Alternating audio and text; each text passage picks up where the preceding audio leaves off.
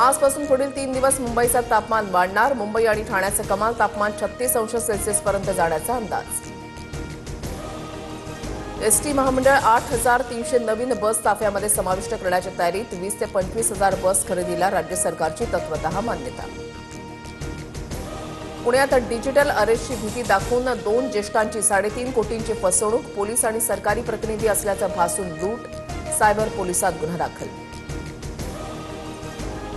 पुण्यात मुळशीच्या आखाड्यामध्ये राडा। पैलवान माऊली कोकाटेच्या समर्थकांची आखाड्यामध्ये गुंडगिरी। महाराष्ट्र केसरी सिकंदर शेखला धक्काबुक्की। Video viral. रोहित शेट्टी गोळीबार प्रकरणामध्ये बिश्नोई कनेक्शन। शुभम लोणकर आणि आरजू बिश्नोई अटकेतील आरोपींच्या संपर्कात। पैशांसाठी गोळीबार। मुख्य आरोपी दीपक शर्माची कबुली। भारत बांगलादेश संबंधांना नवी गती मिळणार। तारिक रहमान यांच्या शपथविधीनंतर व्हिसा सेवा पूर्णपणे सुरू करण्याची सरकारची तयारी। बांगलादेशातील भारताचे दूतावास अनिरुद्ध दास